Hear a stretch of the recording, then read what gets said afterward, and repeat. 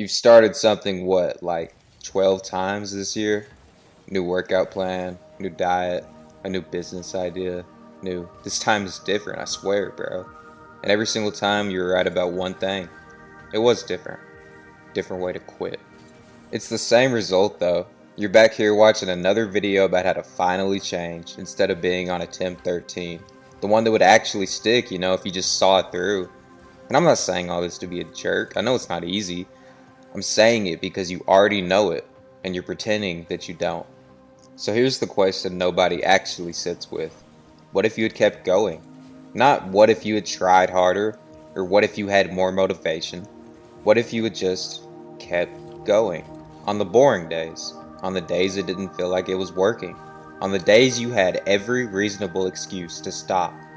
That version of you exists, right now, in a timeline you didn't pick. He's not in better shape because he found some secret. He just did the workout on the day it rained.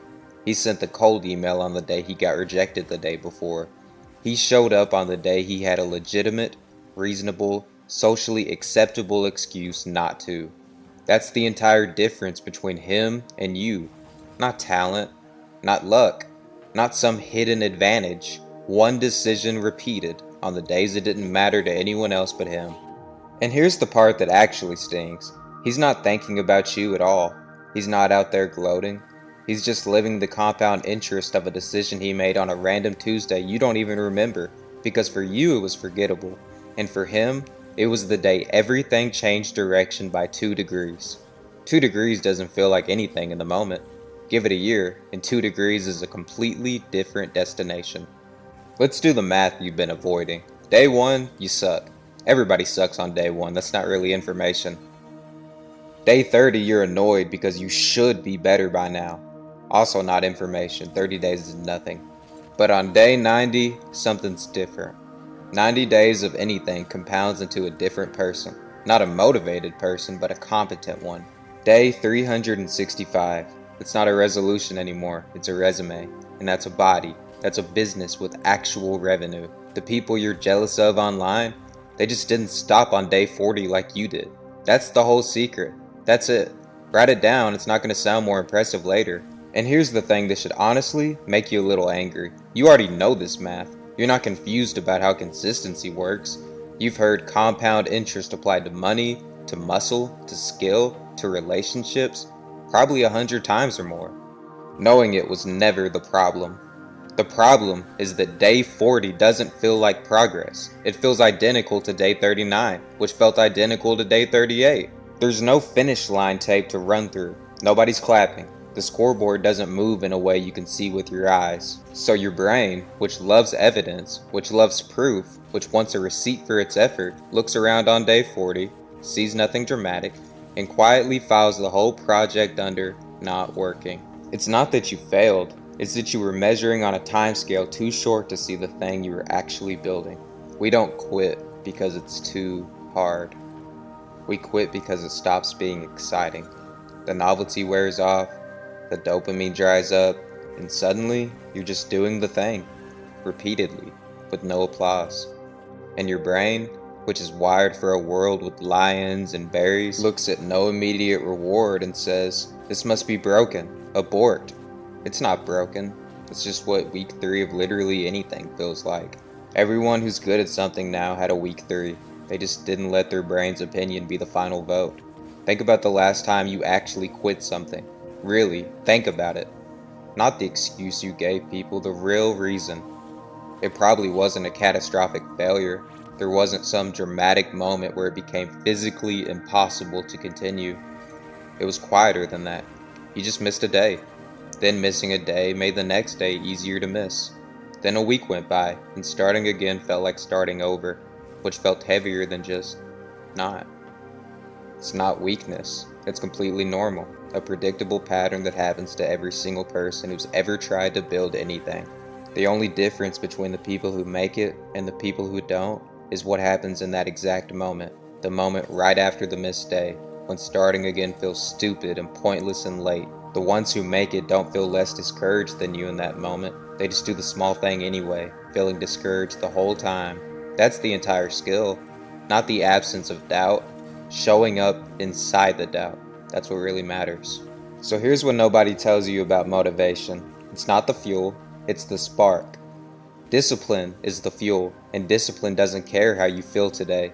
You don't need to feel ready today. You need to show up anyway and let the showing up rebuild the feeling. Consistency isn't a personality trait. It's a series of small, unremarkable decisions made on days you didn't want to make them. That's genuinely the whole game. And notice, nowhere in that definition is the word talent. Nowhere is smart or gifted or lucky. Discipline is available to literally everyone hearing this right now, regardless of where you started, what you look like, what your family had or didn't have. It's the most democratic tool that exists, and most people never pick it up because it doesn't look like a tool. It looks boring. It looks like nothing's happening. So here's something almost nobody tells you, and it's probably the most important thing in this entire video. The plateau, the flat, boring, nothing's happening stretch, isn't a sign you're doing it wrong. It's usually a sign you're doing it right and you just can't see it yet. Think about boiling water. Nothing visibly happens at 150 degrees. Nothing at 180. Nothing at 200. Then at 212, all at once, it boils. Was the water doing nothing for those first 62 degrees? Obviously not. It was heating the entire time.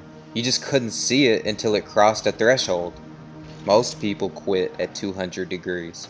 12 degrees from the change they were trying to create. Not because they were far away, but the visible proof wasn't there yet, and they mistook invisible for impossible. You don't need proof it's working. You need to trust the process long enough for proof to become inevitable. So let's make this real. Not abstract, motivational video real. Actually real. What's the thing you already quit on? You know exactly what it is. It came to mind the second I asked. What would it look like right now if you just hadn't stopped? You don't have to fix your whole life today. You have to not quit today. That's the only rep that counts. Not this year, not this month, today. That's it. Because here's what nobody tells you about the big scary goal. The body, the business, the relationship, whatever it is for you. You were never actually being asked to do the whole thing at once. That was never the assignment. It just felt that way because you kept looking at the entire mountain instead of the next step. The next step is smaller than you're actually making it. It's embarrassingly small, actually. It's a 15-minute workout. It's one email. It's one honest conversation. It's showing up to the thing you already said you'd do, even though today you just don't feel like it. You don't need a new plan. You've made enough plans. You have a plan. You probably had a good plan for a while now.